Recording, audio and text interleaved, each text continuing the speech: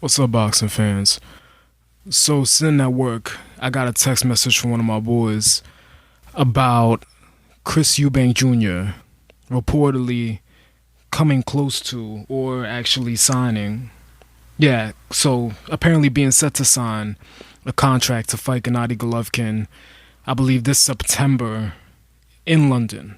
So, Golovkin, it will be a unification fight. Golovkin traveling over to the UK, over to England in particular, to unify titles with Chris Eubank Jr.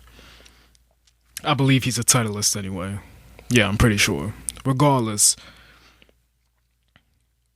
first of all, props to both these dudes. Props to Golovkin, props to Eubank Jr. And the reason I say that is the first thought that entered my mind when I heard this news was good for the both of them. Good for Eubank because Golovkin has been saying for a while now that he wants to unify the division. The rhetoric has been, and it's been true for the most part, that the other middleweight titleists don't want to step in the ring with Golovkin. Eubank Jr. did some talking on Twitter, and I'm not crazy about the Twitter talk, and I don't care who's doing it. I thought it was whack when Golovkin did it to Canelo, even though I know Golovkin wants to fight Canelo.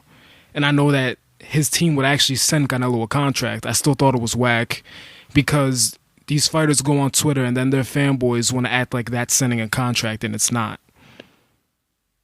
And we could just go down the list. I mean, how many times have Adonis Stevenson and Kovalev gone back and forth on Twitter? And when did that fight happen?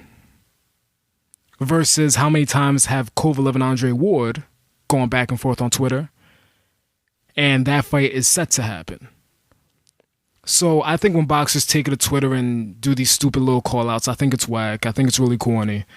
But in light of all that, Eubank did that, and now it seems like we're going to get that fight in September, him against Golovkin. Props to Eubank.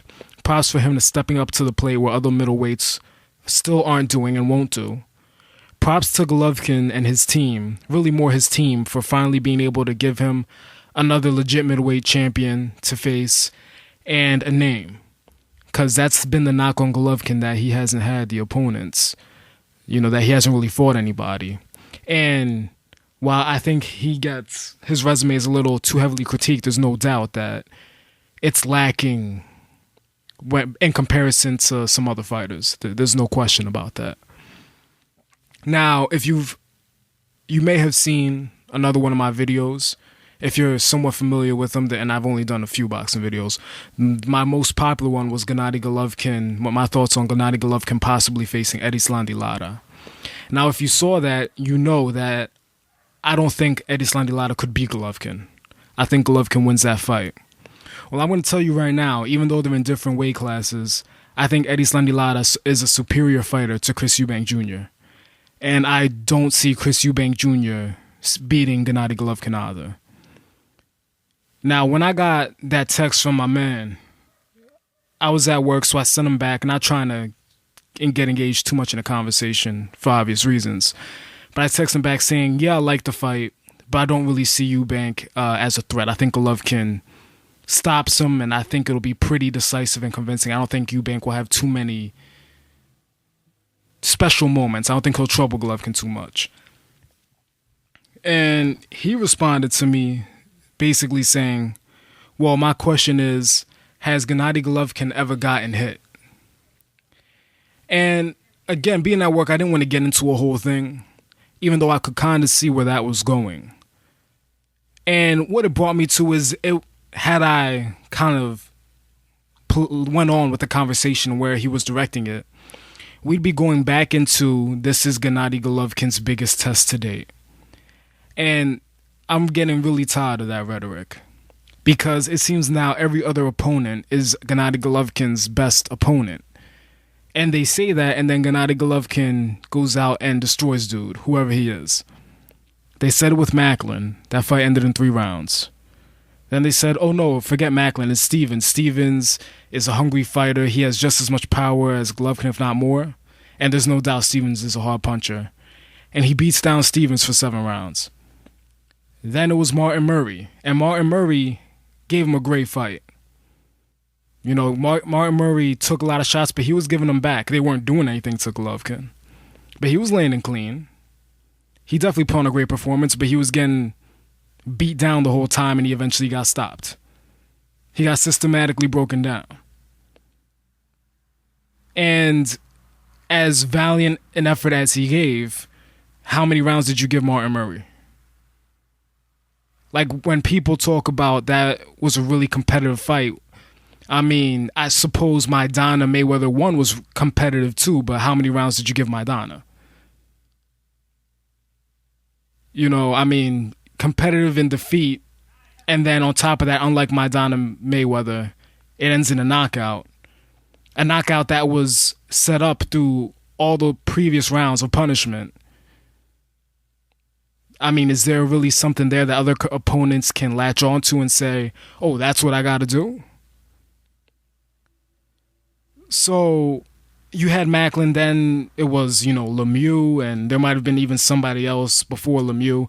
Every opponent is apparently Gennady Golovkin's toughest test. And I don't think Eubank Jr. is Gennady Golovkin's toughest test.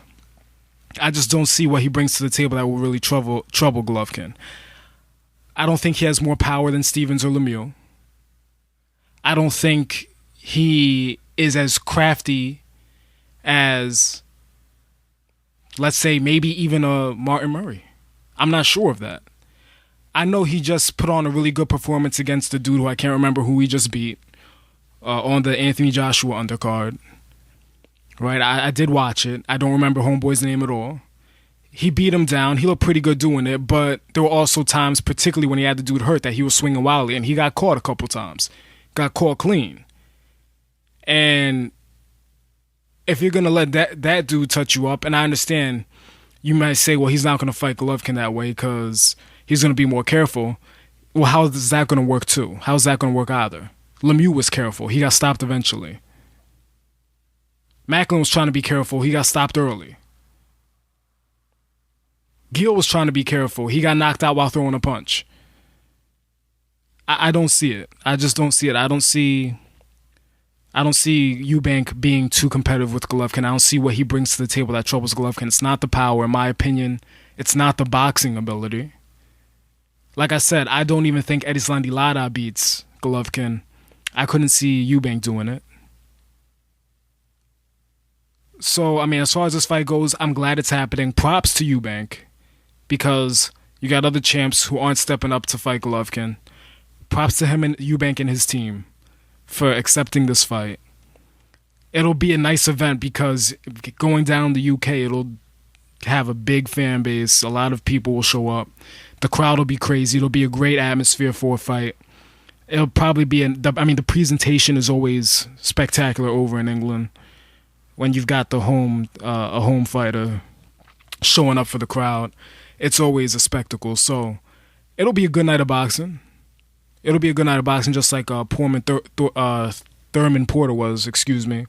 But unlike Thurman Porter, I don't see this fight being a competitive back-and-forth action brawl with some boxing mixed in until the 12th round. I just don't see that. I see Golovkin stopping Eubank probably in the middle rounds. But, hey, look, if you guys see it differently, you think Eubank brings something different to the table, let me know in the comments. I know one of my favorite channels, Fair Shake Boxing, thinks Eubank might be Golovkin's toughest test. And I'm not trying to say Eubank is a scrub by any means. I'm not trying to discredit him. But in a list of fighters, skilled, talented fighters who I would pick to give Golovkin trouble and beat him, or even possibly beat him, Eubank, for me, isn't on that list. He just isn't. But those are my thoughts on the fight. I'm out here.